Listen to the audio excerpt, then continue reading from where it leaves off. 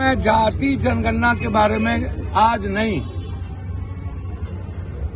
आज से 15 साल 20 साल पहले भी मैंने जाति जनगणना के बारे में सवाल। गांधी जी का वो वक्तव्य याद करिए कि मैं रहूं या न रहूं, जाति जनगणना करवा के रहूं। जाति जनगणना हो के रहेगा। तब मोदी जी के अंधभक्त लोग गाली देते थे।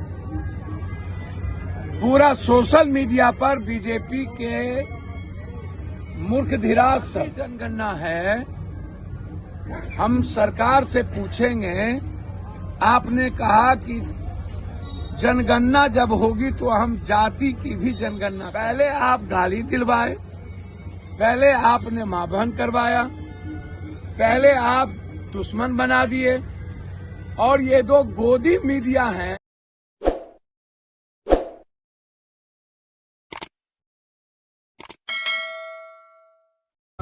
देखिए, एक तो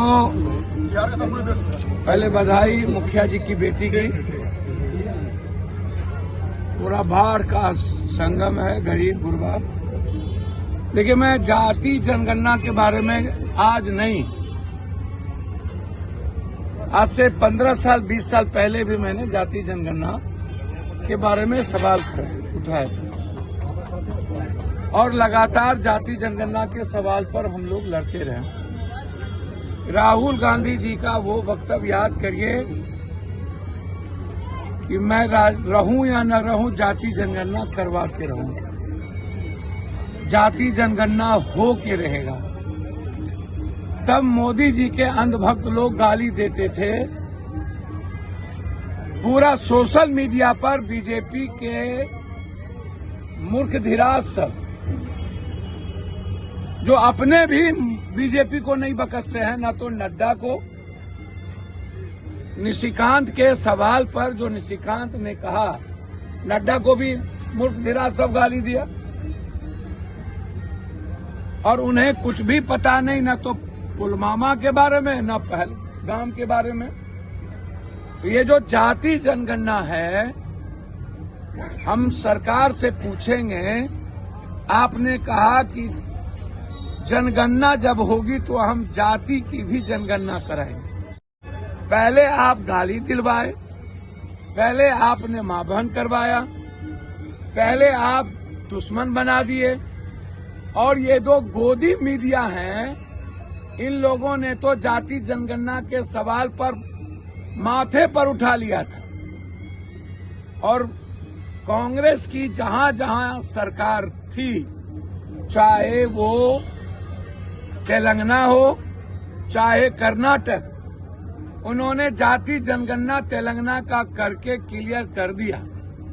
राहुल गांधी जी जब भी बिहार आए तो उन्होंने कहा कि हम बिल्कुल अक्षरशः गरीबों की जो शैक्षणिक, सामाजिक, आर्थिक और आजादी के बाद जो उनको सिस्टम में हिस्सेदारी और भागीदारी राजनीति में नहीं मिली, हम उसे करा के रहेंगे। तो मैं पूछना चाहूंगा, पैथोलॉजी की सीमा, निर्लजता को पार कर जिन लोगों ने जाति जनगणना कराने वाले लोह पुरुष राहुल गांधी, और लगातार हम लोग, चाहे वो सामाजिक न्याय के जो भी संघर्षशील नेता हो, चाहे वो मुलायम सिंह जी हों, लालू जी हों, रामविलास जी हों, नीतीश जी हों, शरद जी हों, निजी क्षेत्र में आरक्षण के बगैर इस देश के अम्बेडकरवादी लोगों को मानने वाले लोगों को आजादी नहीं मिलेगी। इसलिए 47% तेलंगाना में 43% आरक्षण को लागू कर दिया गया। संकल्प है 67% का। इसलिए अब आरक्षण को लागू करिए, और लागू करा के हम लोग दम लेंगे। मैं सिर्फ इतना कहूंगा नरेंद्र मोदी जी से, नरेंद्र मोदी जी, आजाद हिंदुस्तान में आप लोग आरक्षण के दुश्मन मत बनिए, आप लोग संविधान और लोकतंत्र के दुश्मन मत बनिए, और 90% जिसकी हिस्सेदारी और भागीदारी इस देश के निर्माण में है, आजादी में है, उनको जिसका सपना राष्ट्र कवि दिनकर भी देखते थे, विद्यापति कवि देखते थे, शहीद सूरज नारायण सिंह देखते थे, और हर समाजवाद और सौहार्द और सेकुलर नेता की जो सोच थी, उस पर संकल्प लीजिए चलने का। इस देश को मत तोड़िए, नफरत की आग में मत झुकाइए और मुद्दों को मत भटकाइए। जाति जनगणना होनी चाहिए।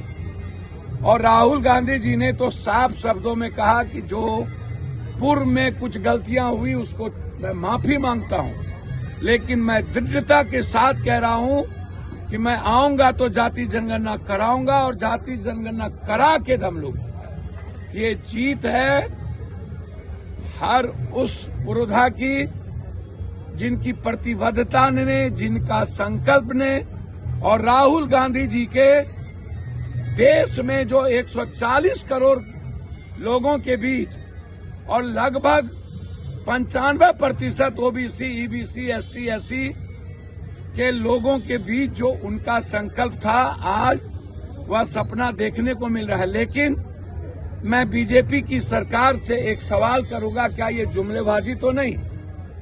आप जनगणना होगा तो मैं जाति जनगणना को कराऊंगा। तो जो राहुल गांधी जी ने जिस जाति जनगणना की तेलंगाना में, कर्नाटक में जो कराया है और कराने का निर्णय लिया है, आधार वही होना चाहिए। जाति जनगणना में भागीदारी और हिस्सेदारी। अब संकल्प है जाति जनगणना के बाद हर कीमत पर 67% आरक्षण, निजी क्षेत्र में आरक्षण और हाईकोर्ट सुप्रीम कोर्ट में आरक्षण।